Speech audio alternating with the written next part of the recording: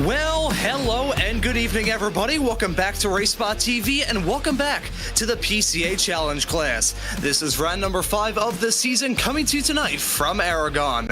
My name is Ron Mullins, flying solo tonight here in the commentary booth. Hugo Luis is our producer for tonight's broadcast. We're thrilled to have Princess Cruises as the 2025 PCA title sponsor. As the official cruise vacation partner of Series 14, they provide exclusive offers, including world-leading itineraries across a fleet of 17 elegant ships sailing to more than 330 global destinations. Reach out to the PCA concierge team to book your next adventure today by calling 833-679-2188. Well, with all the business taken care of, let's shift off into tonight, the 5th round of what has been a fantastic season here in the challenge class for the Porsche Club of America. This adventure that began all the way back in early September at Circuit de Spa-Francorchamps has seen us go to some absolutely amazing global racing venues. Watkins Glen after that, the Indianapolis Motor Speedway, Laguna Seca last time out, and here tonight at Aragon to kick off was going to be a fantastic run to the checkered flag here for this season. Zoller and VIR to follow in the weeks ahead, but here at Aragon, which we expected to be a tough race, and it's going to be one with the rain still a factor. But before we move off into the race, let's take a look at the championship point standings as we head off into this round of the championship. Ed Trippett is your current championship points leader. 930 points is his tally at the present moment. It's a tie for P2 between Johan Nye and Antonio Da Silva. Those two racers probably going to have that tie broken between now and the very end of this championship. And Anthony DiVincenzo is slotted in 4th at the moment. James Legault is in 5th. Robert Gale is in 6th. John Kaplan in 7th. Jeffrey Block, Todd Goldberg, and Adam Holland complete your top 10 here in these challenge class standings. This season has been absolutely fantastic. Expecting about the same here at Aragon, and I mentioned it a few moments ago, and I'll bring it up once again here at Aragon. All throughout these past couple of weeks here in the PCA world, rain has been a factor, and we have seen it be varied amounts throughout these races, so expecting the same sort of deal here in this challenge class race tonight. Currently in the midst of qualifying as we run on board with Thomas Doherty with a slideways moment as he heads his way onto this massively long back flat-out blast here on Aragon. This track, one of the newer ones added into iRacing, if my memory serves me correctly, is one that doesn't get a lot of love on this service. I recounted the tale during last week's PCA broadcast. I'll bring it up yet again now with a different number. This is my 3rd time ever broadcasting here a race of this racetrack. It doesn't get a lot of love on iRacing, which I think is a bit of a shame, despite the fact it's designed for motorcycles. I think it puts on some absolutely amazing racing, expecting the rain to play a huge factor in this one as well. As we see Doherty come across the line here in a few moments time. He's currently slotted in 3rd with Ed Trippett holding on to the pole position right now. Let's see if it can eat away at that 1 second gap here in qualifying. Survey says that he will, but will not be able to jump in front of Les Carmichael, your current driver, slotted in P2. Looking through the rest of the top 5, we got Chris Drankovic slotted in P4 and Johan Nye completing our top 5. Keith Markuson in the 076 car about to come across the line, the number 17 in the 076 car, currently slotted in 16th, I should say. As he comes across the line, does not improve his spot. Here's David Sauntry, hits the wall on pit entry, heading around the final turn. A very long, sweeping bend to bring this lap to a conclusion will most certainly be a factor throughout the racing action here tonight. As Vernon Messer comes across the line, he's currently slotted in P15. Only a minute and 17 seconds left here in this session, so it's certainly crunch time here at Aragon. John Kaplan going to head his way into the final braking zone right at the end of this lap to try and set one more quick time here in this session, as yet to set a time that's on the board. Got to worry about the track limits here in this qualifying session with the limitations that these racers have. Can be a little bit tough just to even set a qualifying time, let alone set one that's super quick. He jumps up to P13 though. Stormer of a lap from John Kaplan to get a lap on the board with less than a minute left to go here in this qualifying session. But as I just said, Ed Trippett, your current provisional pole sitter, doesn't look like anybody is going to get close to him yet, as it's currently 0.933 of a second between himself and your provisional front row starter of Les Carmichael. We'll see what Adam Holland can do though in the 144 car as he heads his way around the final turn, technically marked off as 2 turns on the iRacing track map. Not going to improve his time as he pulls off into pit lane. We'll decide to call it a qualifying session from there. Here's Patrick Augrey as he heads his way all through the start-finish straightaway right now. What can he set in the number 13 car? I don't believe that lap time counted, so that will just about do it for him here in this session, a solo session. So as soon as that clock strikes 0, everybody's going to get abducted back into pit lane, and we'll have to switch our attention into the rest of the evening here tonight. Gonna be a fun one, going to be an exciting race for sure. And to get it all up and rolling, let's take a look at the starting grid, where Ed Trippett is going to be at the front here. The first pole position for him here in this season of Challenge Class competition. He will be joined on the front row by your pole sitter at Spa of Les Carmichael. Thomas Doherty will start this race in third. Alongside him will be Chris Drankovitz in the 009 car. Johan Nye will start in fifth. Alongside him will be Robert Galis. Looking right behind on row number 4, it's Anthony DiVincenzo right alongside James Legault. Andrew Hillman will start alongside Jeffrey Block, completing her top 10. Ben Whitehurst will start in 11th. Alongside him will be Alex Lidback. And then looking right behind on row number 7 will be John Kaplan alongside Leon Snyman. It's Dave Jones in 15th, Vernon Messer in 16th, Keith Markison in P17, Patrick Augrey in P18. And then looking right behind, riding at your top 20 is Jack Stevenson alongside Lisa Eskridge. Andy McCune will start this race in 21st. Alongside him will be David Santry. Ken Eskridge will start in 23rd alongside Adam Holland in P24. And one last starter, that being Chris Schussler in the number 61 car. The driver going to be starting this race in P25. The rear gunner of this field here. But before we move off into the race, let's take a look at this pole lap from Ed Trippett in the 444 car as he heads his way down the start-finish straightaway off into turn number 1. We saw last week in the rain, turn 1 being a really tricky braking zone. Try and nail down. You got a lot of runoff area, but in an ideal world, you wouldn't want to use it. Now, heading off through the tight twisties of this racetrack, it's turn number 2, feeding right into turn number 3. These medium speed right-handed sweepers can be a little bit tough here in these Porsche Cup cars, but Trippett negotiating it perfectly. Now through the kink of 4 into the hairpin-esque turn of turn number 5. A slow part of this racetrack in the early stages, but building up speed once again. A brief building of speed as you have to drop the anchors once again into turn number 7. You can see how delicately Trippett is having to try and position his car around this track. We saw some mixed conditions throughout this weekend here in this qualifying session. It was just very damp out there on the racetrack, really. The not so happy medium between being too wet for dry tires and too dry for wet tires, but he was able to negotiate the middle sector beautifully as he heads his way all through 9 and 10, heading his way onto the back straightaway right now. That flat out blast ranging from 10 all the way through into the braking zone at turn number 13, possibly going to be the longest that we see from the entirety of this season here in PCA competition. So we'll have to keep an eye on that all throughout this race to see what these competitors can do in the draft.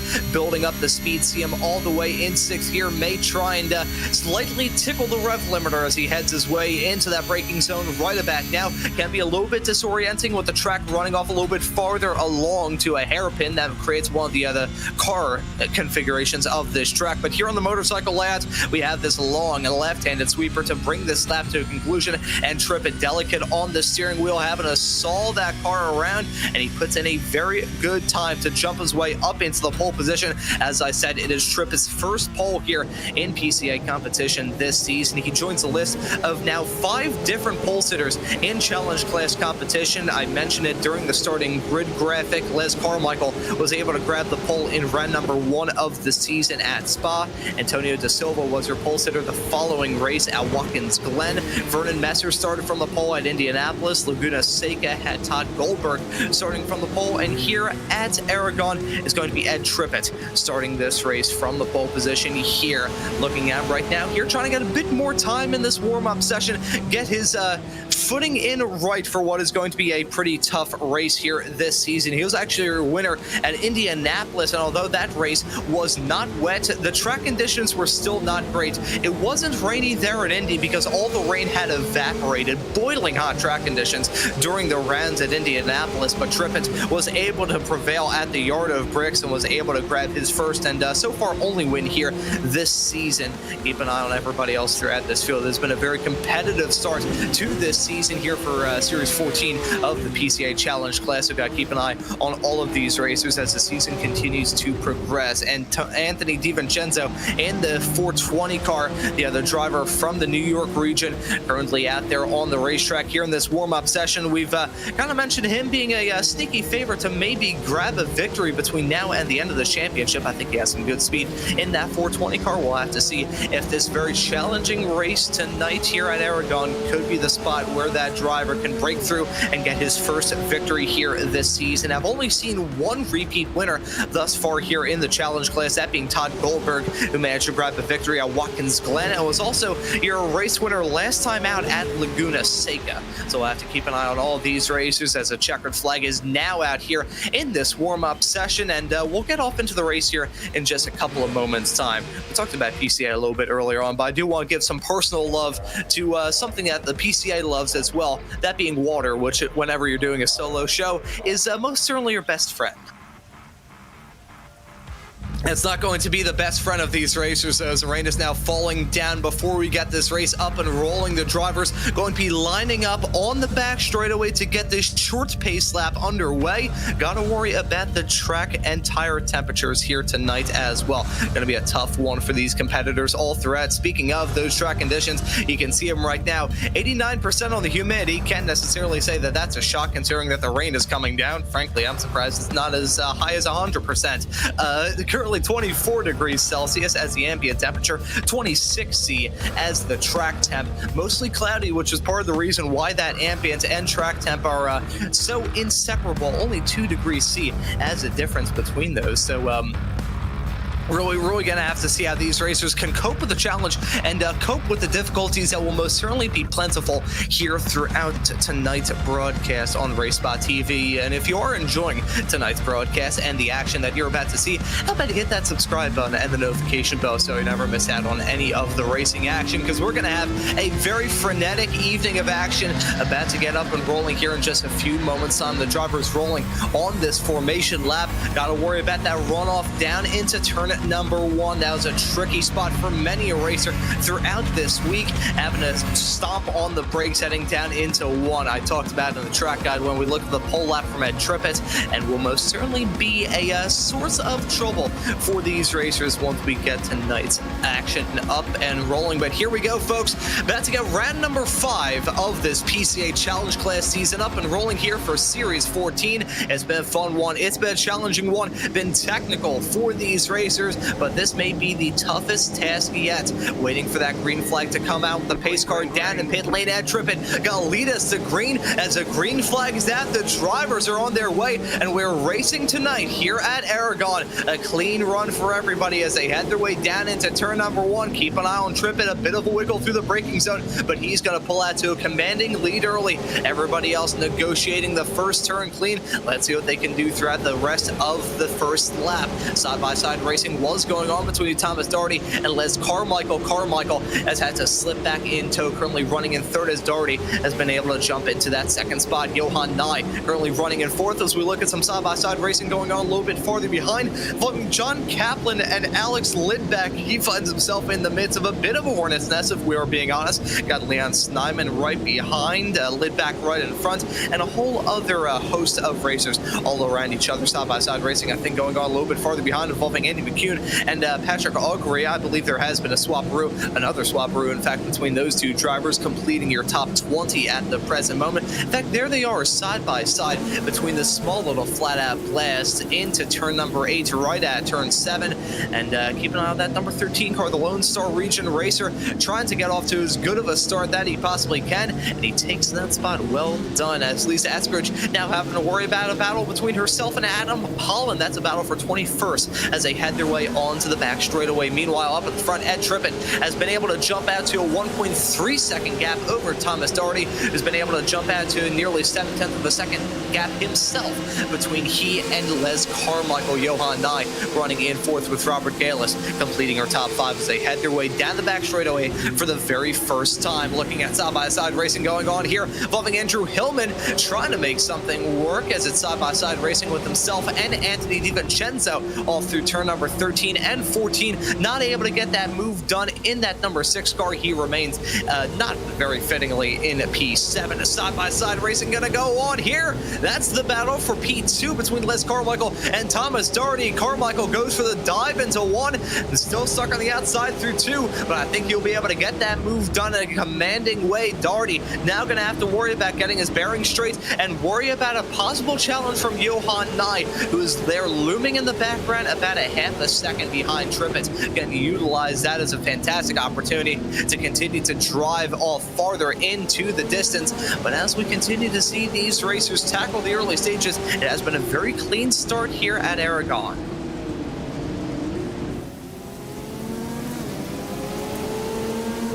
That's running wide a little bit farther behind. Robert Gallus running into P5 at the moment, runs off into the asphalt runoff area. May have to worry about Anthony DiVincenzo and Andrew Hillman applying some pressure to the back of him. He's slotted in 5th at the moment in that 809 car, but can't afford to have more moments like that. It was a simple lockup, I'm sure, heading down into turn number 7, just running a little bit wide, as these track conditions, it must be said, seem to be getting a heck of a lot worse. The rain that started off as a light trickle has really turned into a flood. The standing water around this racetrack becoming more and more commonplace as these racers going to try and battle the storm, battle the track conditions, and battle themselves in these very unideal conditions. Riding on board with Andrew Hillman in the number 6 car as he heads his way down the back straightaway. Looks like Anthony DiVincenzo thinks about going for a move on the outside of Robert Gallus, heading down to turn number 14. This is a spot where you really just want to apply some pressure to your competitors and force them into a mistake instead of trying to get that spot yourself. When it comes to rain racing, I say this as somebody who adored racing in the rain back in my very own karting days. You gotta play both sides. You gotta play the offense and the defense. You gotta go for the moves, really try and stake claim on battles, but you also gotta block hard as side-by-side racing gonna flare up with Anthony DiVincenzo trying to go for the move on Robert Gallus. Side-by-side racing gonna go on between these two all through 1 and 2. Gallus able to shake off the challenge from DiVincenzo like a bad case of the fleas. He still holds on to P5, but the battling will still be intense between these two between now and the very end. I am absolutely sure of it. DiVincenzo still got to try and apply the pressure to the back of that 809 car, and also keep their eyes peeled to Andrew Hillman. We saw him trying to apply some pressure to DiVincenzo himself earlier on. As much as that has cooled off considerably compared to what was a few laps ago, still got to keep our eyes on that. And also keep an eye on James Legault, who's involved in that battle too. Meanwhile, the battling for second once again hot between Thomas Darty and Les Carmichael, now side-by-side racing all through 8 and 9. Contact made, and Darty gonna go for a half spin. Carmichael bumps him back into a straight line blast, but now Darty, who was briefly into second, gonna have to worry about feeling the pressure from Johan Nye, who in all of that, I think he's had to check up quite a lot himself. He may have to worry about the pressure from the pack of Gallus, DiVincenzo, Hillman, and Legault behind. Really seeing a convergence of race cars as we get farther along in this race, now officially past 5 minutes in.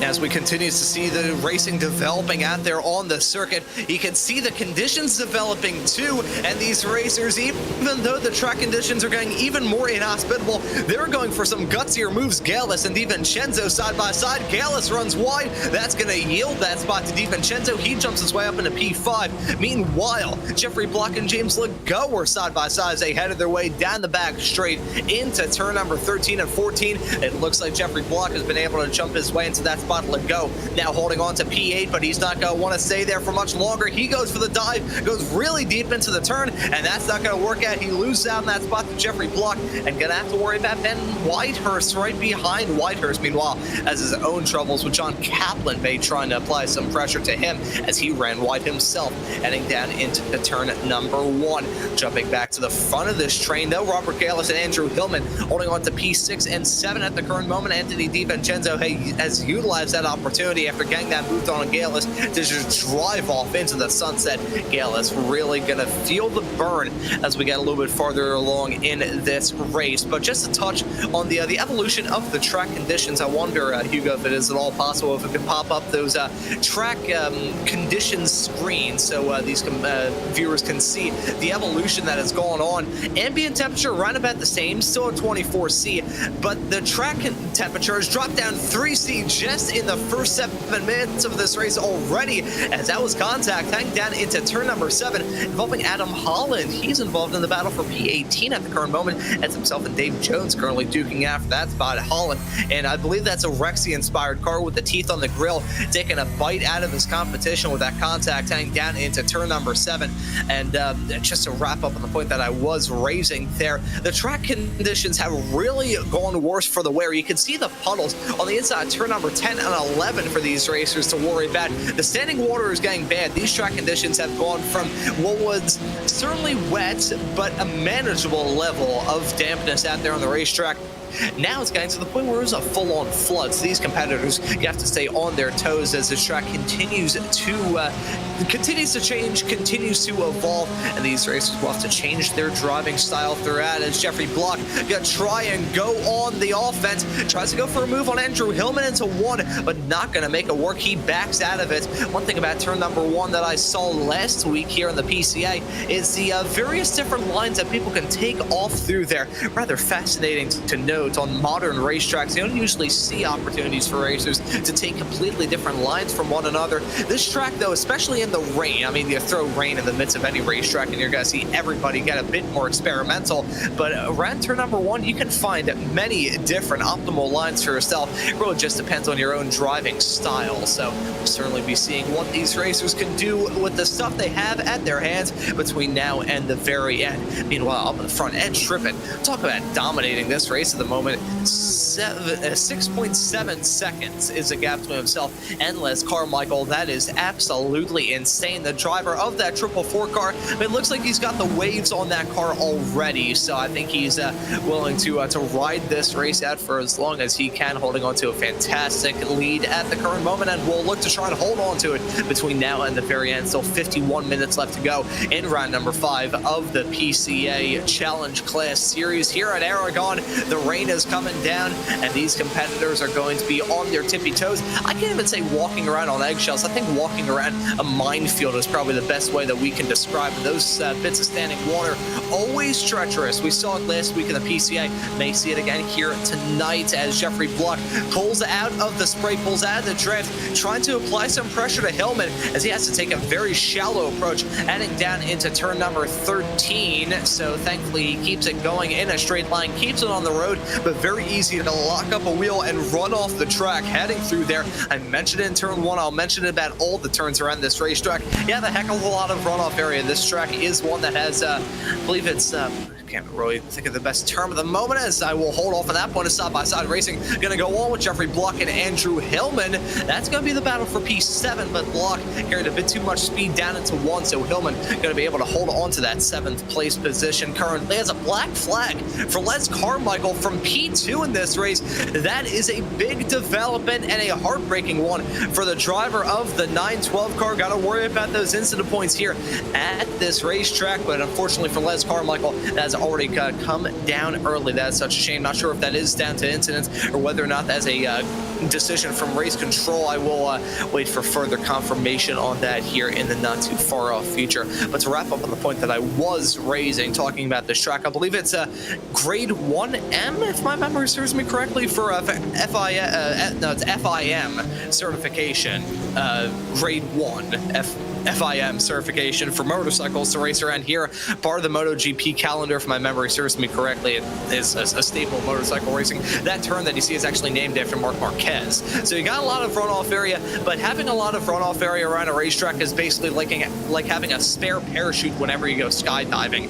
It's in an ideal world, you won't have to use it. So these competitors will have to keep an eye on that. As hearing from Hugo doing an absolutely amazing job working on the cameras and the graphics and the virtual production hauler, and we'll have double duty here tonight as well after the broadcast of the Indy Next qualifier series a little bit earlier on this evening on RaceSpot. Getting word from him that was a call from race control, that was a black flag being thrown Les Carmichael's way, and it was an incident with himself in the 59, so that was a contact as they had their way off through one of the final turns that caused him to get that black flag. So that was not for incident points. I will amend my previous statement as he comes down pit lane to serve that black flag. Meanwhile, a driver trying to get his bearing straight is Andrew Hillman, who went off the track heading down into turn number 13 and 14. He's got to look to try and get a move done. It's side-by-side racing with himself and James Legault into 1. Will he be able to jump into this spot, jump his way back up into 7th, or will Legault try and give him a bit of a headache? Let's see, as it looks like Hillman will be able to clear him as they head their way through the small little flat-out blast between turns number 2 and 3. Legault now has to keep his eyes in his rearview mirror. John Kaplan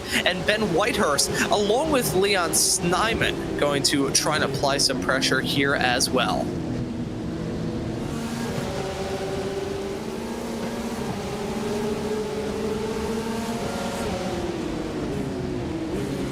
as we are about 47 and a half minutes away from the end. We'll take a look at a replay to see what caused the black flag to go the way of Les Carmichael, drifting off into the side of the number 59 of Thomas Doherty. That was as they headed their way out of the very slow 8 and 9 section, probably the slowest parts of at least this configuration of the racetrack. Unfortunate to make that contact, but very easy to do so. Doherty got sent into a half spin. He's still running in second, as that penalty has really affected the way that Les Carmichael's race was rolling. Slide down at P13, and we'll have to come down pit lane again unless he decide to break the rules and also come in for a pit stop during all that. I believe it was a drive-through that he picked up in the midst of that, so the black flag could not be served if he came into the pits at the exact same time. So we'll have to keep an eye on him having to come down pit lane between now and the very end, as Andrew Hillman briefly had James Legault on the outside of him as they headed their way down the back straightaway into 13 and 14, but the single file out once again as they get their way off into the braking zone. Legault holding on to 8th. John Kaplan currently slotted at 9th. Ben Whitehurst ran to add your top 10 at the present moment. I will also say breaking the 4th wall here, which is something I do like to do from time to time on these solo shows. I think getting one glass of water for myself before the show started may have been a terrible mistake. So if my voice gives out by the end of the show, I can rest easy knowing that I gave it my very best. Speaking of giving it your very best, John Kaplan gave it his very best with a move hang down to turn number 1, and it was successful as he's now jumped his way up in a P8 over James Legault, who showed some speed earlier on in that 027 machine. I think things have started to fall off for him. He once got a move put on him by Jeffrey Block, who's jumped his way up into 6th, and now he's really trying to just cling on to a spot inside the top 10, as you have to look at the battling going on right in front. The two drivers running in P7 and 8 of Andrew Hillman and John Kaplan going to be having a party for this battle as they get so close to contacting their way off into 7, down to another heavy braking zone of turn number 8. You can see down to first gear through this section as well. The only part of this racetrack, or even in the dry, where these competitors would have to do that. And one part of this racetrack that I personally have never really been able to get a full grip on, but very good reason why I'm behind the microphone instead behind the wheel. If I was sat there on the racetrack for 15 minutes, I probably would have hit the wall here in the commentary booth. Meanwhile, I can hold on a solo show and my voice will not give out unless I have to scream at the top of my lungs for an hour straight. But these racers not giving me a single point to catch my breath as Anthony DiVincenzo and Thomas Doherty got duking out side by side into turn number 13 and 14, and holding on to that P2 spot will be Thomas Doherty, but Anthony DiVincenzo certainly gave it the old college try as he headed his way down into that final bend. Trippett still use that opportunity to just drive off into the sunset more and more. 7 seconds is the gap as it continues to fluctuate. I will also say, just looking at the camera feed that we've got right now, you know that torrential rain that we had not too long ago, folks? I think it's just about disappeared. I think the rain has just about vanished. I mean, it is still not dry out there on the racetrack. It's I think the best way I can describe it is if you shut off the hose that's feeding water into an Olympic-sized swimming pool, you're not going to say, oh, look, the pool is completely bone dry as soon as that hose shuts off. No, this track is still soaked, but considering that the rain has stopped about 44 minutes away from the end of this race, in fact, it's probably stopped a little bit earlier on than that, so we may very well find ourselves in a situation where come time for the pit stop in the final 12 and a half minutes, these competitors may have to think about a potential tire swap, maybe going on to dries, maybe deciding to get off of those wet tires. We'll just have to find that as James Legault, he's had a point of moment out there on the racetrack that I believe, unless I'm mistaken, is on the outskirts of turn number 5. The heavy braking zone in the mid-sector can be tricky as you have a bend in the road leading up to it, but unfortunately for him, he has stopped out there and doesn't look to get back up and rolling. I wonder if that is potentially a hardware failure for him as well.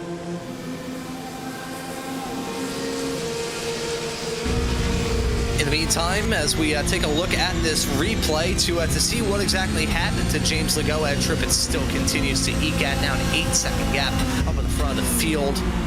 And yeah, just clip the paint. Oh, yeah, that is a massive hardware failure for him. I think in the midst of trying to get that car snapped back around the right direction, he ended up potentially unplugging his steering wheel. I've done that before, as contact made, was just going to race it. Thomas Doherty ran wide heading into the final turn and was trying to get his bearing straight as he lost out on 2 spots, but he's going to lose out on a lot more. Certainly Anthony DiVincenzo going to be furious with that moment. Contact being made as it was Thomas Doherty trying to rejoin the racetrack. DiVincenzo now slided down at P6 and will potentially lose out on another spot as Andrew Hillman down the inside of him, gonna have a lockup, and he's gonna lose out 2 spots in 1 shot. The driver of the 420 car was going so well in this race, briefly jumped up into a podium spot, but things go south very quickly in the rain. Unfortunately for him, it has gone south, and really nothing that he could do in either situation. Very unfortunate for Thomas Doherty. And just a wrap up on that moment from James Legault. I have done that myself. If you ever see the sim rig setup that I personally have, it is a ragtag, ramshackle affair. So it can happen. If you snap the wheel a bit too much, it'll just unplug everything. It's actually 2 drivers running wide. So DiVincenzo ran wide, kind of going off the track in sympathy to Thomas Doherty, tried to cut down to the inside, heading off through turn number 14 onto that start finish straightaway, and just misjudged it. Contact made. Would not be shocked if Thomas Doherty picks himself up a penalty as a result of that contact. We'll have to see what race control can do, but we are most certainly expecting race control to at least review that incident and give their 2 cents in the not too far off future. DiVincenzo has been able to get 1 spot done though, and Andrew Hillman has slipped back in tow, so DiVincenzo now slotted in 7th as seeing the black flag down in the air for Thomas Doherty, and I'm sure that is for the contact being made with himself and Anthony DiVincenzo. Quick work from race control, somebody who has done race control work himself. It's a thankless job. I can't even say it's like being the drummer of a band where one mistake and everybody's going to call you out. It's basically being like the producer for a song. It's one of those sort of deals where if the producer does something bad, everyone's got to point their finger at it and say, hey, look at this guy. He did something bad. He made 1 mistake. Race control always does fantastic work, as does our producer, Mr. Hugo Luis. Did a fantastic job working on the cameras and the graphics and the virtual production hauler, and also having his ear be bled by me talking on a non-stop basis for an hour and a half. Side by side racing with Anthony DiVincenzo and Andrew Hillman, still going to be intense through turn number 1 as Hillman holds on to the inside line as they head their way through turn number 2. They're going to single file out very briefly, and they will fully be single file as they head their way into 3. Thomas Doherty has also come down pit lane, the number 59 car, to once again serve that penalty that he picked up a few moments ago. Unfortunate turn of events for him. First had that moment with himself and Les Carmichael, and now he has his own moment in time out there on the racetrack.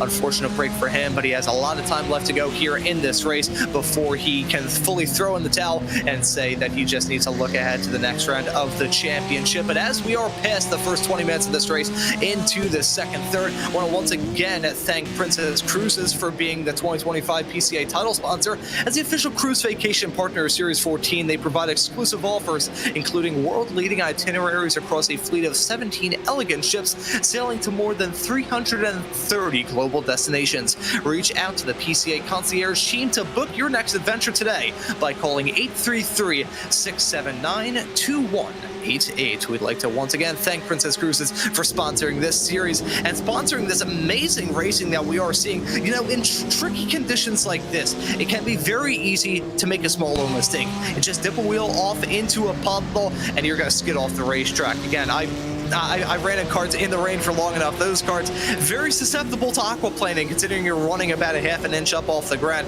First time I ever ran in the rain was at the SCCA Solo Nationals in 2016, which is most certainly a trial by fire. I always love racing in the rain, but there is no getting around the fact that running in the rain is incredibly challenging. So even though we have had an occasional tussle out there on the racetrack with drivers making contact, I want to commend all the racers in the PCA world for putting on some absolutely fantastic racing over the past 2 weeks here, as all of the series have made their appearance here at Aragon with some pretty heavy rain affecting all of the races throughout this as well. Going to split view, you can see Andrew Hillman once again battling with Leon Snyman. That's a battle for 7th at the current moment, as we also have on the bottom end of your screen, that's Lisa Eskridge leading a small little train of cars with herself, Dave Jones and Ken Eskridge slotted back in tow. Gonna see what sort of battling we can have between these competitors between now and the very end as we get closer and closer to the halfway mark. And continuing on the discussion about track evolution, I wonder if we can once again pop up the track conditions graphic so all you folks tuning into this broadcast can see that it is still topsy-turvy.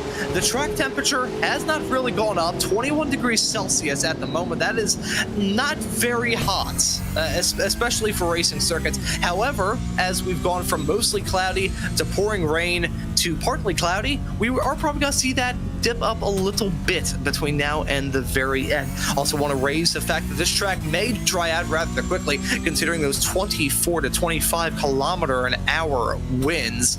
That may very well, it'll pretty much be putting this track in a giant commercial grade meat dehydrator between now and the end. Very odd saying, but I think you all get what I'm getting at there. This is going to be a very interesting decision whether or not these racers decide to say, you know what, I'm going to come in for dry tires between now and the very end, gamble for a driver who's maybe running a little bit farther behind, looking to bounce back. It could very well work. Say, for instance, Les Carmichael just jumped his way up into a top 10 spot with a move on Alex Lidback. Came in to serve that penalty a little bit earlier on, is most certainly on the back foot. As we jump back to this battle involving Lisa and Ken Eskridge, along with Dave Jones, nearly 3 wide as they had their way into the final turn. As the driver pulled off the racetrack, heading down the back straightaway. Not entirely sure who that was, just stopped on the side of the road. But either way, that is not a spot you want to be in. I can say this with the utmost confidence. Hey, you can't park there. James Legault has rejoined the racetrack, but did go off it once again with a pretty severe lockup heading down into turn number 8. Oh, as that's Vernon Messer. He was a driver off the circuit, hit the painted sides of this track, hit it, slid around, he hits the fence, and pulls off to the racetrack as quickly as he possibly can to avoid having any sort of disaster break out for him.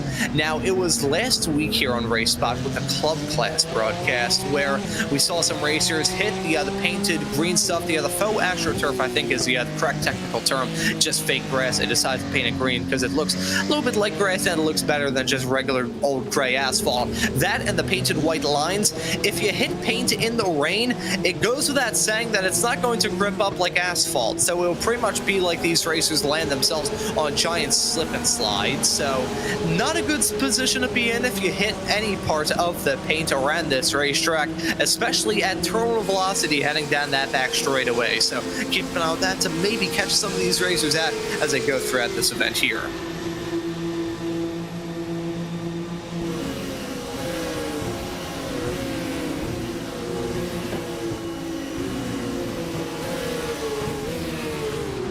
"35 minutes into this race now. Look at a dive from David Sawtry as he heads his way into turn number 13 and 14.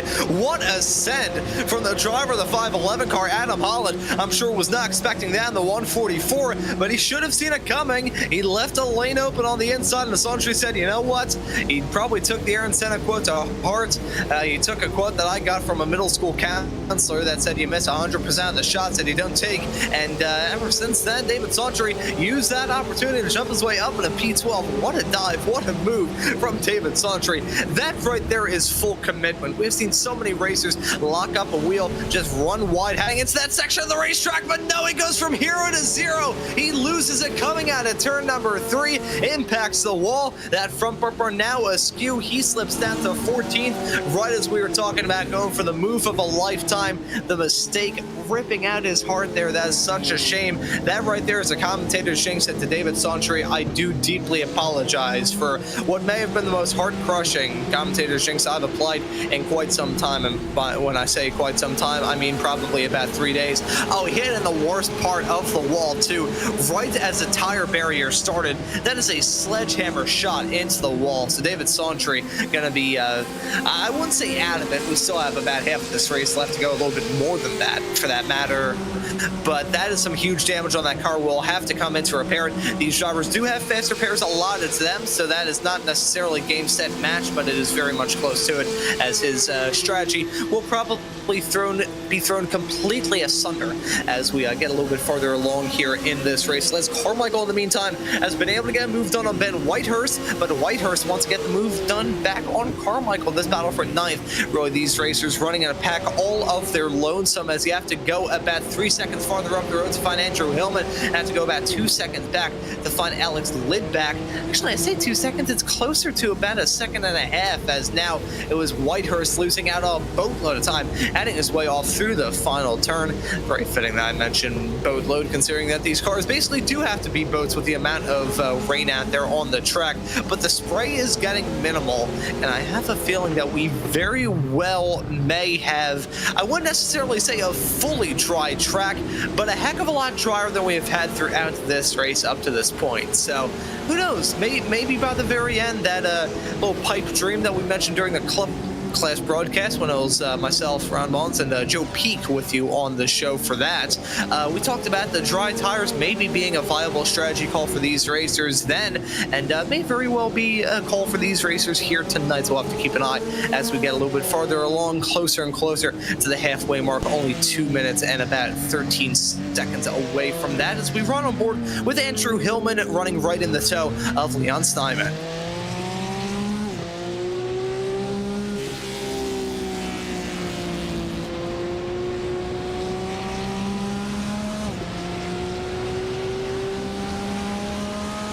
You can hear the big lift from him heading his way off through turn number 10.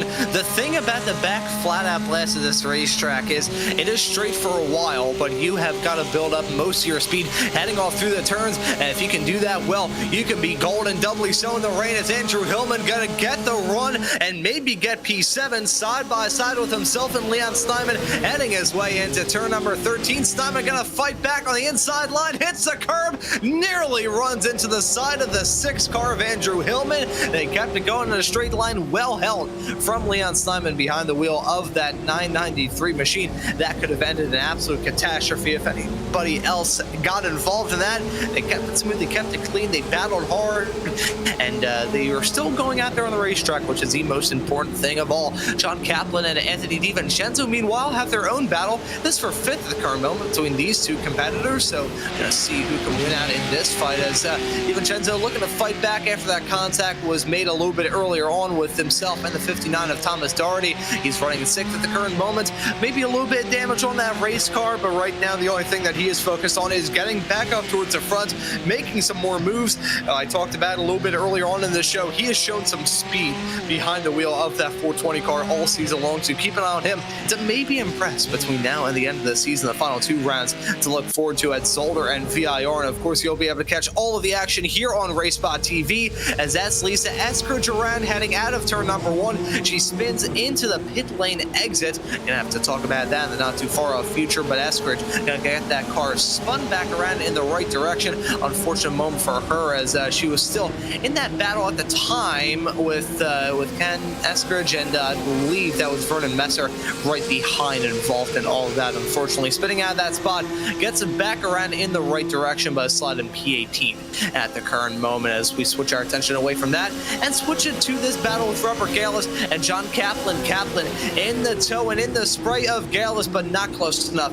to get a move done. But these racers may have another piece to the puzzle, as they're slowly but surely reeling in your current P3 runner of Jeffrey Block. Robert Gallus currently a 2nd behind that racer, so gonna have to keep our eyes on this battle, see whether or not this 1 and 3 is going to turn into a full 4-car battle in the not too far future. I mean, if I were a betting man, I probably would be homeless, but if I had to place Monopoly money on all of that, I would probably say that that battle is going to turn into a 4-car fight here in the not too far off future. Meanwhile, we jump to Thomas Doherty. He's trying to get a 2-for-1 deal done, hang down to turn number 1. At least he took one bite of it, as Adam Holland was slotted down in P13 now as a result of that move from Doherty. He's now going to have to worry about Alex Lidback, as that's a driver exiting the pits right in front of them. So this battle with Doherty is still going to be intense in the run-up to the end, as John Kaplan and Robert Gallus going to battle. Gallus slow as he heads his way through 7. Going to lose out on that P4 spot to Kaplan. Maybe going to lose out on some even more time as well. Not sure what the deal was for him. May have been a spin or some sort of running wide moment into 7 and 8. I talked about some of the curved braking zones, notably turn number 5. But turn number 7 and the braking zone leading up to it has even more of a pronounced curve, and also has a lot of standing water in there too, so I think that may have been what caught out Robert Gallus, as he lost out on a whole lot of time. Let's take a look at it here as we follow Anthony DiVincenzo. Contact made, and that's going to send Gallus into a half spin. I think it may have been close to a third of the spin, but no matter how you slice the contact made, so there very well may be a penalty heading the way of Anthony DiVincenzo for that contact, carrying a boatload of speed into turn 7 and going to lose out on that as Thomas Doherty, he's off the circuit in the 59 machine. I believe that was on the outside of turn number 9, unless I am mistaken. So not sure what the deal is there. Maybe another hardware failure. Saw that a little bit earlier on here in this race. So maybe a case of deja vu, as we're now 27 and a half minutes away from the fall of the checkered flag in round number 5 of the PCA Sim Racing Series here for the Challenge class. If you are enjoying the action, I'm going to hit that subscribe button and the notification bell so don't miss out on any of it, as that right there was the first moment from Doherty. Ran wide, lost it, heading into turn number 7, goes for a quick trip into the gravel trap, and just looks like just pull over to the side of the road potentially here, decide to call it a day. Already had that penalty a little bit earlier on. Maybe some sort of hardware failure involving his monitor or VR headset, whatever it may be from Doherty, that could very well have forced him to pull over to the side of the road, and that could very well be what actually caused him to leave the racetrack in the first place. So we'll have to keep our eyes to see whether or not he rejoins the racetrack. Unfortunate way for his race to go, as he was running in a very good spot. It's high as second a little bit earlier on here, as we look at Anthony DiVincenzo trying to get the move done on Robert Gallus. Those two came to blows. They swapped spots, so DiVincenzo now slotted in P5, but I would still expect a potential penalty to go the way of the 420 car. See, I'm a little bit... if there's anybody that I'm a little bit worried about, it's Robert Gallus, just based off what we've seen thus far in this race. Was Les Carmichael having contact with the 59 of Thomas Doherty? The 912 of Les Carmichael picked up the penalty, and then the 59 had contact with the 420 car, and then the 59 got a penalty. Now the 420 has made contact with the 809 of Robert Gallus, and we'll have to see whether or not the 420 of Anthony DiVincenzo will pick up a penalty as a result. I wonder if it's sort of like the cheese touch going on here of one driver picking up a penalty after crashing into another. Not too sure what the deal is, and you can definitely tell I'm a bit on the younger end since I brought out the Diary of a Whippy Kid reference. That's a Gen Z commentary moment here only on RaceSpotTV. Anthony Hillman, Andrew Hillman, my apologies, and Leon Snyman got to duke it out for P7. These competitors have been close to each other for quite some time, but they are going to have company soon, as Les Carmichael and Ben Whitehurst are reeling in these racers. Carmichael, at the very least, is Whitehurst well farther behind. I believe that's actually a lapped car that's right around Carmichael at the current moment. Was shifting at my perspective on that somewhat. I believe that's Chris Schuessler slotted in 20th in the number 61 car that's running right around that racer, as it may turn into a 3-car battle here soon, side by side with Lidbeck and Holland. They head their way into turn number 5 and no, I got that wrong. I nearly said 5 and 4. It's 4 and 5. We're not running this racetrack backwards, although that would be very intriguing. Holland with a bit of a wiggle, heading out of 5, gonna have to try and get the power down and hope to get this spot back to jump his way back up into the top 10. Goes for the dive into 7, close to contact, and they are running by themselves for now. Emphasis on for now, so you got some lap traffic. Maybe apply some pressure to these racers too, but Holland holds on to P11 as Whitehurst completes your top 10.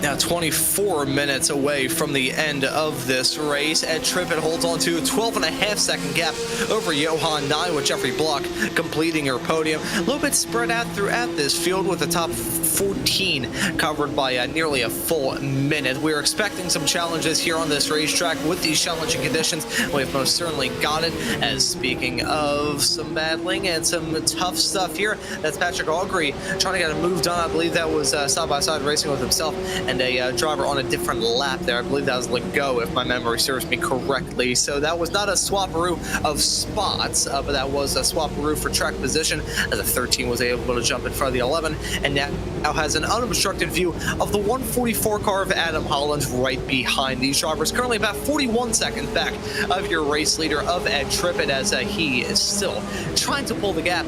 It is a power move to say, you know what, I'm leading this race by a lot.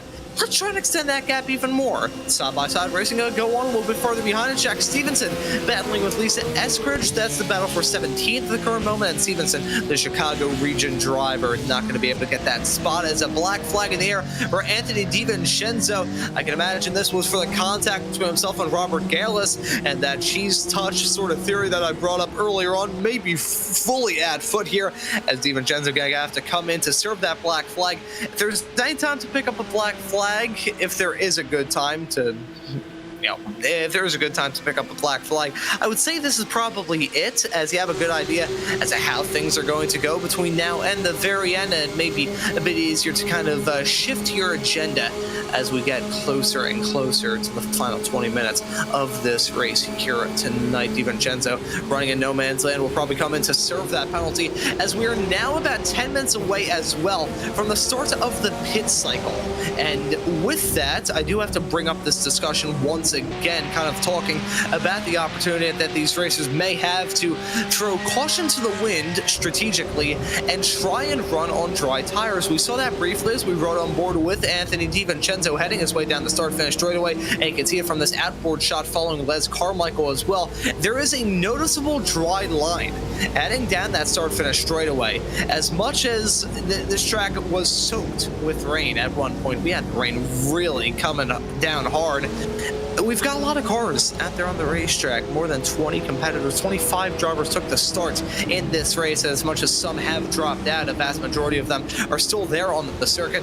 Couple that with the sun blaring down on this racetrack, that Iberian sun slowly but surely evaporating that rain, and rather high winds as well has certainly played a factor in all this side-by-side racing going on with Jack Stevenson and Lisa Eskridge as they duke it out, heading their way down into the final corner, and it looks like that will be Jack Stevenson holding on to that spot, at least for now. 21 minutes left to go on the clock.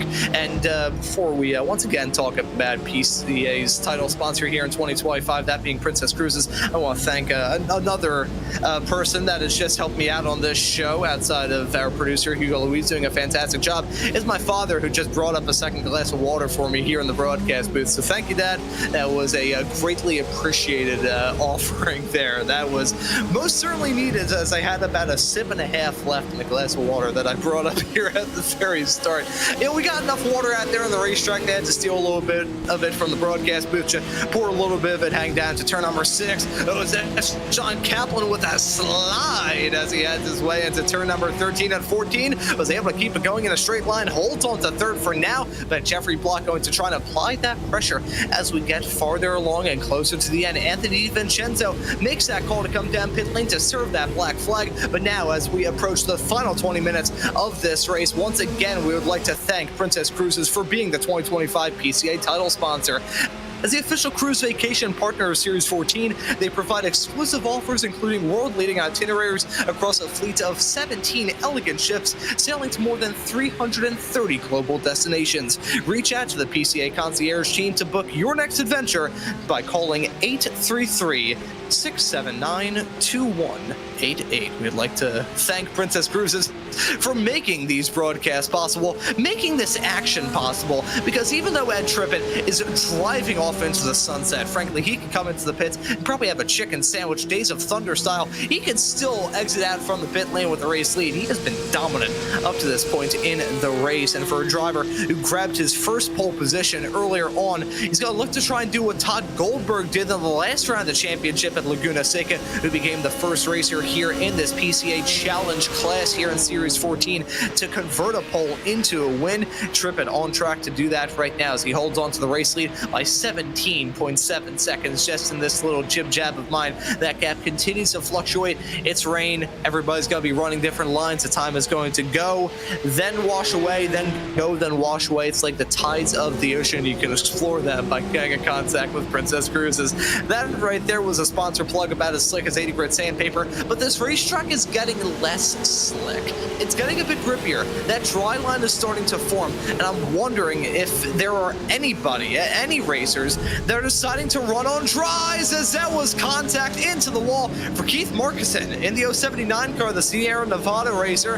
He may be living in a dry part of the country, but he is not living here in a dry racetrack, as he smacks the wall, heading his way onto the back straightaway. That car is going to be crabbing his way through turn number 11. That's a heartbreaking moment. He was running pretty strongly in this race, but it shows you how quickly things can change. Loses it, hits the wall, and there's his damage. Done immediately. Thankfully, though, of all the tracks, of all the parts of the racetrack to smack the wall, I think on the back end of the circuit is probably slightly preferable, as you have a somewhat shorter run down into pit lane, but even still, that's got to be a pretty big kick in the shins for him. Anthony DiVincenzo is now down in pit lane once again, came in to serve that penalty a little bit earlier on, and he is back down in pit lane now for his one and only scheduled stop. Up on the jacks he is going to go, so I think he's deciding to throw caution to the wind and maybe put some dry tires on this car. There's two factors deciding it all. Number one, actually, I will mention a third. Number one, you've got the track that is slowly but surely drying out there on the racetrack. Number two, if you're deciding to stay on wet tires, you lose out on a boatload of tire temperature trundling your way down pit lane. But number three, one thing that may be good in the camp of racers who decide to stay on wets is the pit exit. Not the pit entry. The pit entry, of course, you have to worry about that on wets because everybody started this race on wets, so you can't necessarily do it on dries if you haven't put dries on your car. That seems like a rip in the space-time continuum if you're able to start this race on wet and then come into the pits for the first time on dry tires. That something doesn't really add up there. That's glitch in the matrix, whatever it may be. But the pit exit on the slick tires gonna be tricky. There's such razor-thin margins as you head your way out of pit lane here at Aragon that you've really got to stay on your toes to make sure that you don't pick up any sort of pit lane infraction and can bring it home without picking up any more penalties. As now we've got a battle. That's Andrew Hillman going down for the dive on Robert Gales. He gets it done. Nope, he doesn't. He did get it done briefly. He was ahead the apex, which is what F1 would worry about, but now he ran wide, went off the circuit. He now drops down to P6 in that number 6 car as Gales once again gets past as he ran off the circuit. Leon Steinman, meanwhile, has come back down pit lane. He has come into pit lane, I should say. My apologies. In the 993 car. He's now going to fall outside of the top 10 with this pit stop as we keep an eye on one of the racers that we just saw come down pit lane. Anthony DiVincenzo behind the wheel of the 420 car. This is going to be really fascinating to see what these racers are going to do between now and the end. Going to be a tense end for sure. That is the one way that we can describe it, with 15 and a half minutes left to go here in round number 5 of the PCA Challenge Series.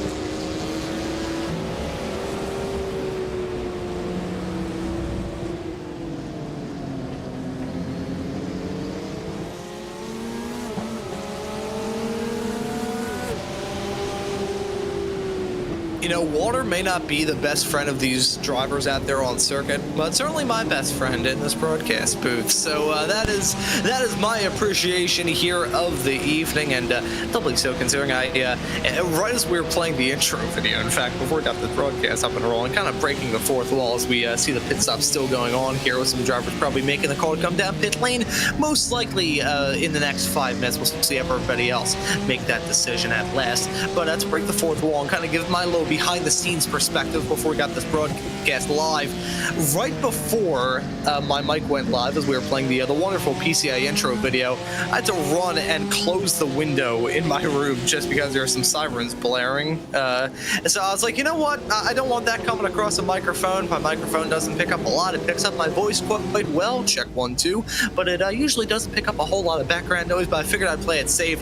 So I'm definitely running a little bit hot here in the broadcast booth. Certainly not as hot as some of these racers' tires may be if they really have to worry about overheating. We get to the point with a drying track where these competitors do have to worry about those tires just melting into black puddles just being left around the racetrack. I have had the opportunity to do both of the extremes. I have driven a kart on rain tires in the dry, and I have driven a kart on dry tires in the rain. And maybe I'm just a very sick man, which, based off the fact that I've been running my mouth for about an hour straight now, I am most certainly sick in the head. But I always preferred running dry tires in the rain instead of running rain tires in the dry. Because as much as those rain tires, a whole lot of grip. They're actually a little bit stickier than the dry tires themselves. They're sticky. You can get a lot of grip out of them. The thing is, though, you get to the point where you have to worry about the tires developing too much grip and burning themselves up. You get to the point sooner rather than later where the tires are screaming in pain, and you're gonna soon be screaming in pain yourself when you go off the track after trying to turn. The back end won't want to cooperate, the front end won't want to cooperate, and you pretty much just slide off the racetrack as if you're a couch on coasters sliding down a carpeted flight of stairs. That does not seem like a very fun ride, at least to me, albeit I was not, I don't know, maybe if you ask Steve-O, he'd probably be a fan of that, but me personally, I like to live my life in the cruising lane, so that's a personal preference. Robert Gallus has come down pit lane in the 809 machine. He comes in from 5th, so we will see what his strategy call is going to be. Chris Drankovitz will join him down in pit lane as well. Waiting for the likes of Ed Trippett, Johan Nye, Andrew Hillman, and others to make that call to come down pit lane. Les Carmichael, meanwhile, he's been able to shuffle his way up into 4th. We saw him come into the pits a little bit earlier on. However, that was for a penalty. That was not a strategy call. I don't believe he has come in for a full pit stop yet. Emphasis on yet. He will have to do that between now and the end if he hasn't already done that. But even with that black flag that he had, it's been a pretty rousing recovery drive for the driver of the 912. Able to get that black flag taken care of early, showed some great pace in the early stages. I mean, hey, you can't run in the podium if you don't have a lot of speed. So, hey, props where props would most certainly due to Les Carmichael, as he is still going to try and tackle the end of this race as best and efficiently as he can.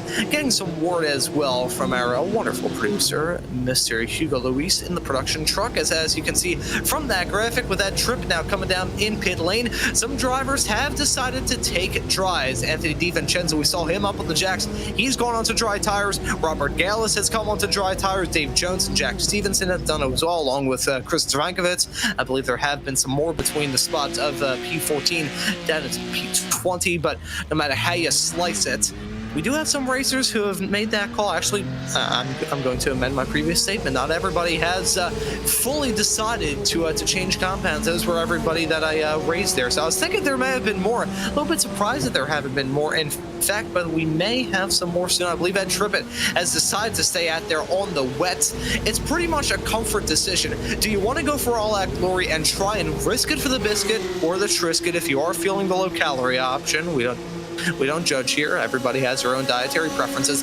But whether you want to risk it and try and go for the win, get that W, or whether you just want to take it easy, focus on the points, and just try and have a good day. Ed Trippett on track for his second win here this season, and a comfortable win at that. He did have to risk it, frankly. Even if the dry tires are supremely better than the wets, he can afford to lose probably about 1.3 seconds between now and the very end, and he'll still be able to hold on to that spot. So it is, Ed Trippett didn't really have any means to try and risk it. Anthony DiVincenzo, meanwhile, had that black flag. He decided to go for it, and I gotta say, I respect that call. I appreciate that call. As Les Carmichael, he came into the pits. Has he come in for slick tires? Unfortunately, my live timing is non-existent for me. I have one monitor that I commentate these on, so it's pretty much just a balancing act trying to juggle so many different things at once on my screen, which is even more fun when I try and do production work, which don't ask me how I do that. If you want to ask me how I do that, ask a circus clan how he can juggle chainsaws that are actively running. Johan Nye has come down pit lane in the 141 machine, so he will give the race lead back to Ed Trippett. Rather surprised, and not necessarily surprising, but shocking, for lack of a better term, that Ed Trippett was able to come into pit lane and drop down only to second. That is absurd. Andrew Hillman, meanwhile, picks up a black flag, and unless that was supremely odd timing from race control, I believe that is a pit lane infraction, so that's going to take him out of contention. He has had a wild race in that number 6 car, so sadly for him, things will go down to naught as he'll have to be in pit lane for quite some time. Up on the jack's gonna put some dry tires, but he could put a rocket engine in that race car, and he would still run into some trouble to try and make it to the very end and stay up there at the front. So I think that may have been a pit lane speeding.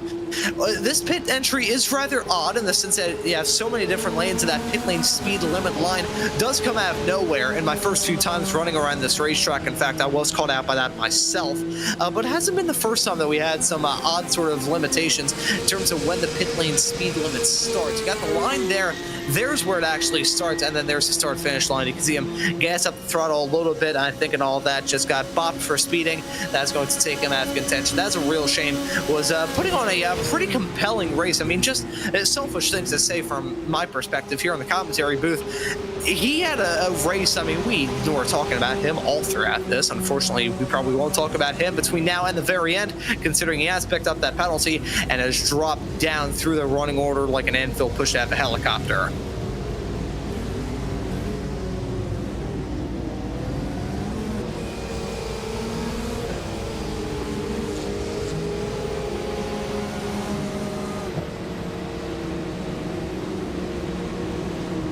I was going to make a joke saying that the water that I have here in the commentary booth is actually condensation from the racetrack, but that sounds a little bit yucky. This is pretty tasty, though. We got a battle going on with Les Carmichael and Anthony DiVincenzo. This is a battle for 7th. DiVincenzo going to hold on to the inside line as they head their way onto the back straightaway, heading through turn number 12. And it looks like Carmichael got slipped back in tow, trying to utilize that draft to maybe go for the dive, heading off into turn number 13 and 14. Not close enough as Adam Holland has come down pit lane right in front of them. Still waiting for some more racers to come into the pit, so we are not out of the woodwork just yet. However, we have a pretty good idea as to who's going to win this race, with Ed Trippett holding on to a 15.5-second gap up at the front. That is astonishing. That is truly a fantastic run from him. One last update, though, on the track conditions. If we can pop up that wonderful graphic that we have here on RaceSpot for that, thank you very much. Look at the evolution of track attempts. It started off at, I believe it was around 23C, if my memory serves me correctly, which it's my memory. I can't even remember what I had for dinner tonight, which is saying something because I just got done doing the other washing up right before I went to do this broadcast. Well, we started off at about 23C, ran to 21C. It's now 28 degrees Celsius for the other track temperature. So that's a big swing. These racers have been on their toes throughout, as something's going on with Les Carmichael. He's going off the circuit. That is coming out of turn number 5, maybe a half spin, maybe contact. We'll take a look at the replay. Just all by himself, loses it, hits the fence. That is a heartbreaking mistake from Carmichael in what has been a pretty topsy-turvy evening for him up to this point, and things going to continue in that direction, as he's now going to have to worry about the challenging from Leon Snyman in that 993 machine. This is a battle for 7th between these racers, well farther back from is that 1-point foe of Anthony DiVincenzo. I wonder if it is possible as well if we could pop up the tire compound graphic so we can see kind of the differential of everybody out there on the racetrack. Some racers yet to come down pit lanes, so that could certainly explain it. However, I think the reason why Les Carmichael is maybe starting to struggle out there, I think we're at the point where the wet tires are feeling the burn. They're feeling the pain right now. I think it really is the best way to describe it. You look at the lap times from Anthony DiVincenzo, and you look at the times from Jeffrey Block running a little bit farther in front. Block yet to come down pit lane, but he is running on those wet tires, and you can see it just, I mean, that is, I can't even say that is a margin or a chunk getting taken out. That is a unit getting taken out. Lap after lap, that gap continues to careen down. So Anthony DiVincenzo doing everything that he needs to do in those dry tires. I think if I were out there on the racetrack, I would have gone for the dries, but I'm usually the first person that says, hey, the track is somewhat dry. There's a small little patch out there on the circuit that is not incredibly soaked, let's put some dry tires on there. That's gonna be a heck of a lot of fun. But I think that's a good call. DiVincenzo is really lapping quickly. He's reeling in Jeffrey Block. He's probably going to reel in Ken Eskridge between now and the end if he can play his cards right. By the way, sliced it. DiVincenzo with that call to go onto those dry tires has worked out fantastically for him. Meanwhile, that's Snyman and Galis. They're involved in the battle themselves, and Les Carmichael as Galis going to be off into the paint and stuff, heading his way down to turn number 8 and 9. Not going to get that spot from Carmichael, but does get it done on Snyman.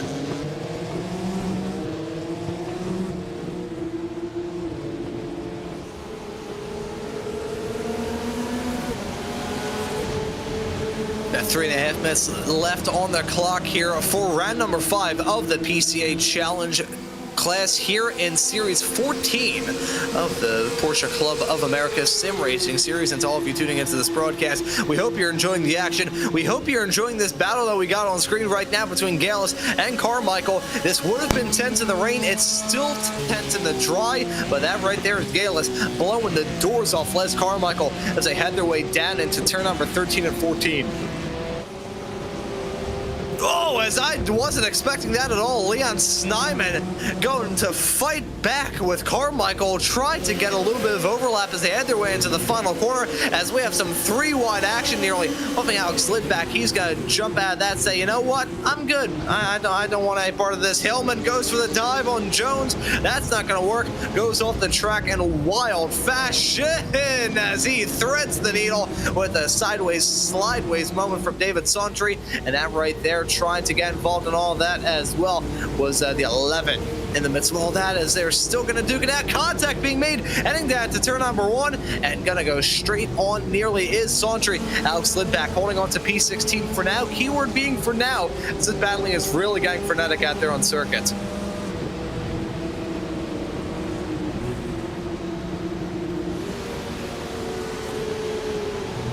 Lisa Eskridge has come into the pits. 5.1 seconds stopped in the pit stall for her, so maybe a quick splash and dash to make it to the very end, as we only have 1 minute and 45 seconds left on the clock for this race. Ed Trippett, that gap has gone down considerably. It's 12.6 seconds, but a 12.6 second gap is rather comfortable, as we only have 1.5 minutes left to go on the clock. Trippett probably going to be seeing the white flag.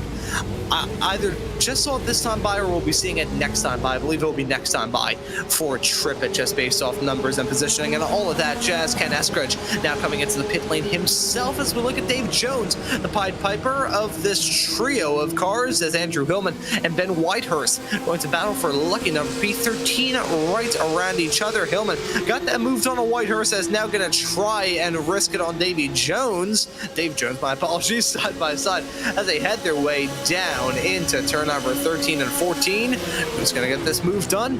You can give it to Hillman. Hillman's been a wild racer to follow up to this point. He's had some off-track moments for sure. It's very challenging, the conditions here at Aragon, but he has been able to keep it on the road more often than not. It's also given us a lot of action to keep our eyes focused on. I know from my perspective as a commentator, you always love to see it. I feel like even though I have done a lot less production work than you've probably done in the past month, Hugo, I know from my perspective, doing the light production work that I have, that is also cool to see a driver that is always going to bring the attention, bring the thunder, and bring the excitement here at Aragon. That's Adam Holland going for a move on Vernon Messer side by side between those competitors. If you remember a little bit earlier on in this race, Messer had a moment heading his way down the back straightaway, impacted the wall, has gotten that damage repaired, is currently holding on to P11, trying to fight to try and jump his way up into the top 10, which would be a very good spot to be in, considering the drama he found himself in earlier. Holland, meanwhile, trying to get a spot on Leon Snyman,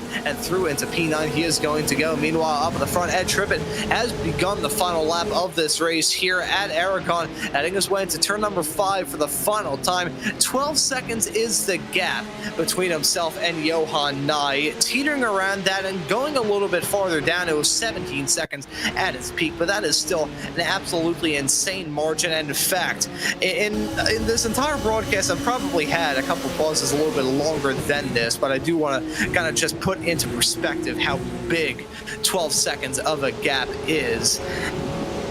Oh, I can't even do it. I was going to just remain silent so you can really get a vision as to how long 12 seconds is at in a race like this, but Adam Holland not giving us a single point to even catch our breath as he is really duking it out in this battle with Steinman right behind, Les Carmichael run in front, and Vernon Messer going to try and apply some pressure to Leon Steinman to try and grab the win these races. About a minute behind your race leader of Ed Tripp at these races, about 20 seconds back is Anthony DiVincenzo, who's been on a tour as of recent here in this race, able to make up a whole lot of moves on those dry tires, but he's in a dangerous spot, running off into the curb as he headed his way through turn number 12, but he will get that final podium spot right as a buzzer is going to ring at the front for Ed Trippett, who is put on a commanding drive here at Aragon, weaving his way on the start-finish straightaway, converts a pole to the win, the second driver in a row to do that here in the PCA Challenge class. He wins it tonight here at Aragon. Johan Nye going to come home in P2. Anthony DiVincenzo will finish in third as John Kaplan going to give it his all, but not be able to hold on to P3 at the very end. What a fight back. What a comeback from the driver of the 420 of Anthony DiVincenzo. Incredible stuff, and you can see him with the fist in the air.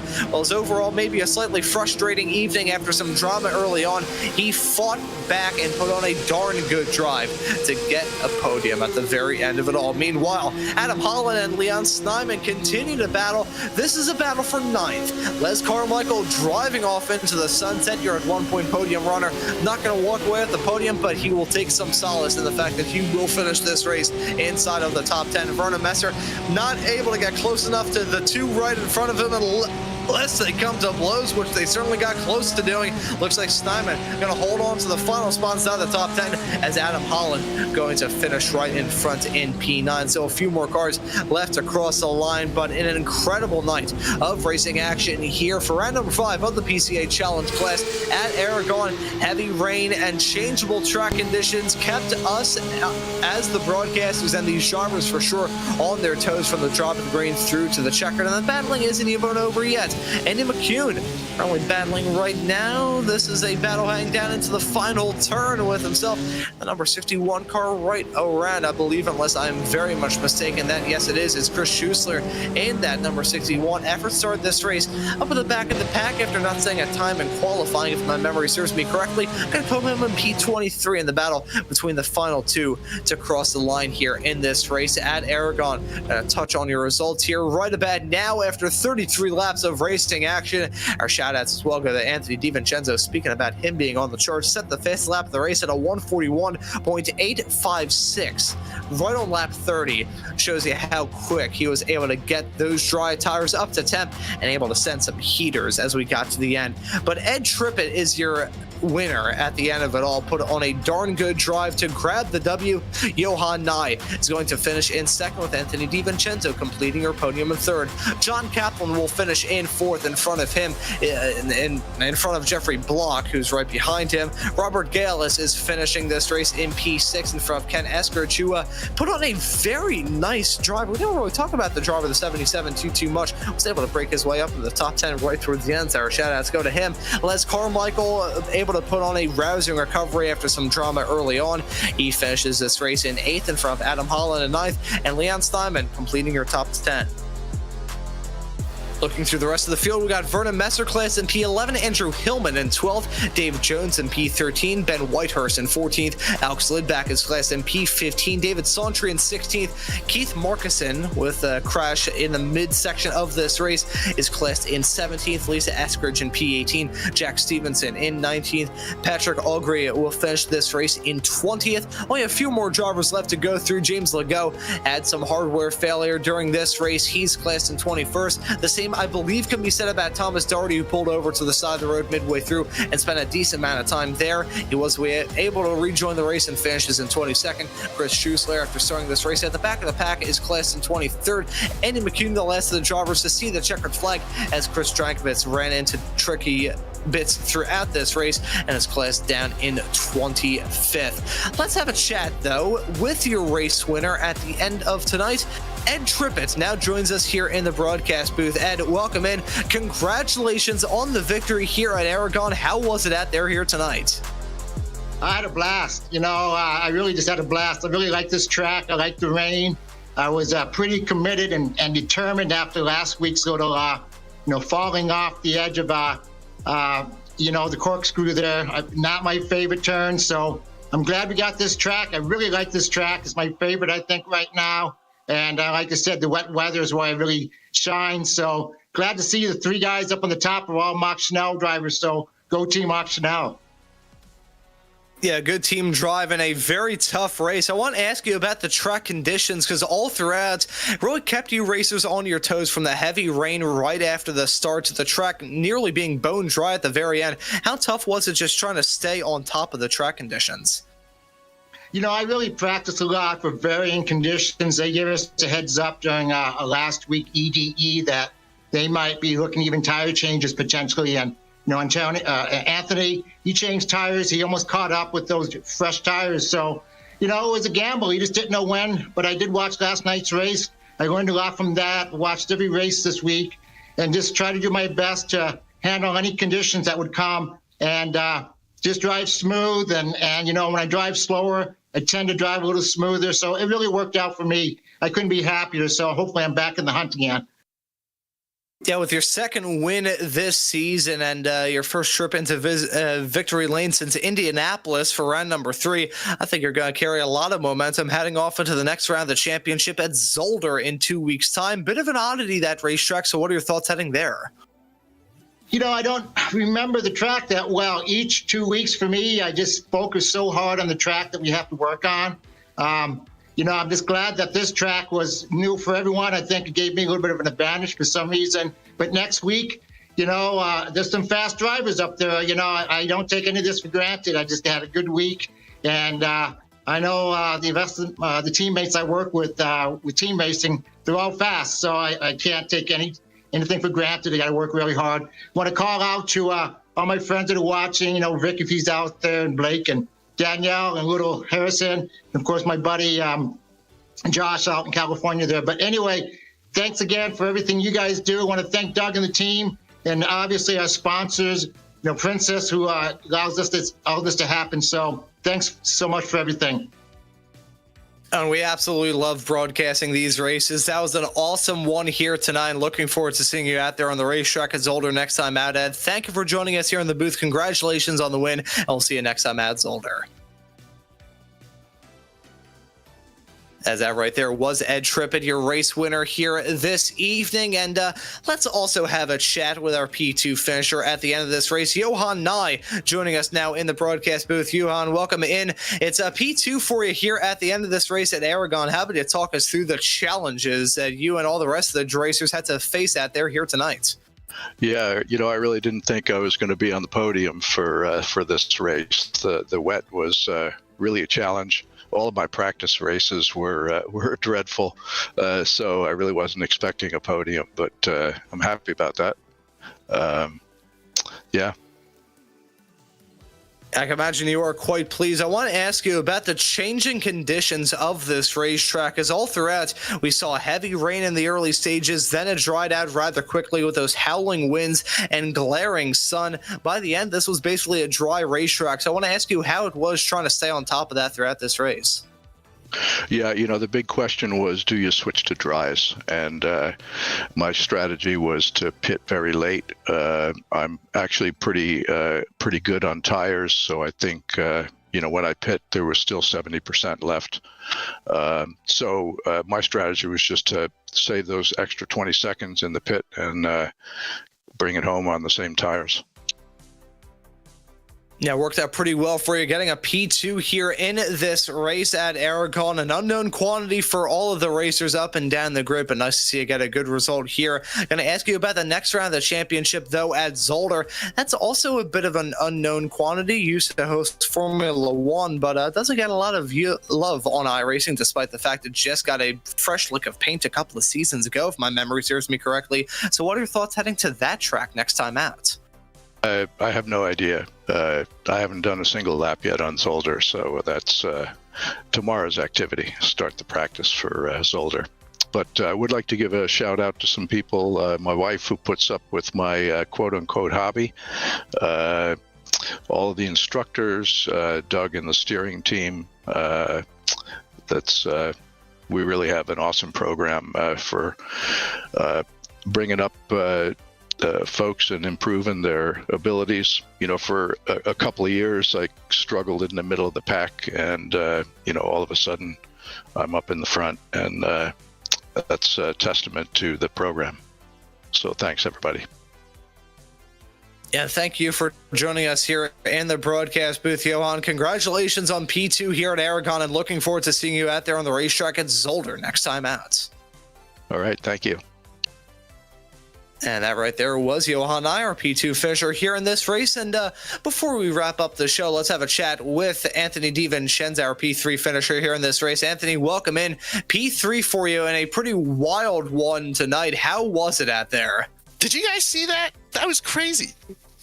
Yeah, we did. We're keeping focus on you. We were able to get the webcam feed and everything to see the body language in real time. Pretty good view into how topsy-turvy one of these 1 hour long races can be. I can't tell you how many emotions I just went through in the last hour. There were highs and lows. I didn't know if it was rain or tears that I was trying to see through for a while. And then, I just took a risk with my coach to switch it to dries, and then suddenly I was a rocket ship. Yeah, I was going to ask you about that decision to switch to dries. I've asked pretty much everybody else about staying on top with the changing conditions, but I want to ask you about the decision to switch on to dries because, as was pointed out by our wonderful producer, Mr. Hugo Luis, right towards the end of that race, you were up to 5 seconds quicker than everybody else. So how was it just basically running this race on easy mode towards the end? It was really strange, I kind of figured, what do we got to lose? Let's see what's going to happen. I was sitting pretty for a first while. I had an unfortunate incident that wasn't my fault that knocked me back. And then I had one that was totally my fault that put me way in the end. And it was like, we needed a Hail Mary pass. So we saw the weather pattern was going away and that we had gone from moderately wet to dry and all this. And we put them on and suddenly there was just grip. I had a 14 wing on, which was helping me a lot in the corners, and plus the tires and the conditions of the tarmac. And it really kind of felt like I was cheating at times. I just couldn't believe how much grip was out there. When I saw where we were on the white flag lap, I just said, let's send it. And we closed that gap and took third. I can't believe it. Yeah, it's a darn good drive for you all throughout, and it's going to give you a bit of momentum heading off into the next round of the season at Zolder. Round number 6 of the 7-round championship. So getting into crunch time, what are your thoughts heading there next time out? I was looking at the points, I think I'm fourth going into this round. And, I know that Antonio, he had surgery, man. I hope you heal up well with Team Max Schnell. We're missing you out there. I know he had a lot of talent. He'd probably be on the podium if he was healthy. So, but I'm happy to be here where I am. I think that the championship is going to be really close and challenge. People should tune in and watch this, man. It's going to be a great story the next 2 rounds. I'll tell you what, I'm going to be on the edge of my seat here in the broadcast booth. We have had fine races up to this point, expecting some fantastic action in the final 2 rounds. Anthony, thank you for joining us here in the booth, and congratulations on the P3 run. Thank you so much. Thanks, PCA. Thanks to my coaches. Joachim, thank you for helping me out tonight. And thanks to my wife for letting me enjoy this hobby. Peace out, guys. There we go, man. Happy wife, happy life. That right there was Anthony DiVincenzo joining us here in the broadcast booth. And that right there, folks, brings to a close the Aragon chapter from Series 14 of the PCA Sim Racing Series here at the end of 2025. Next time you'll be able to catch the action from the PCA Challenge class will be at Circuit Zolder on November the 20th for round number 6 of the season. As we get closer and closer to the end, not gonna have to worry about rain, but gonna have to worry about the challenges of that very tricky old Formula 1 track that I personally love, but can be a bit like Marmite. Once again, I want to give some thanks to Princess Cruises, the PCA title sponsor. I want to thank the steering committee here at Porsche Sim Racing, and also want to thank the wonderful producer that I have had the privilege of doing this broadcast with tonight, Mr. Hugo Luis, working all the cameras and the graphics in the virtual production hauler. It's been a fantastic night of racing action, and hopefully all of you tuning into the show on RaceSpot have thoroughly enjoyed it. And if you have, how about you hit that subscribe button and the notification bell so you never miss out on any of the PCA action. But as for this broadcast here, for round number 5, of the PCA Sim Racing Series Challenge Class season here from Aragon. That will just about do it. So for myself, Ron Mullins, I say thank you all so very much for tuning into the action here tonight, and we hope to see you all wherever it is in the not too distant future.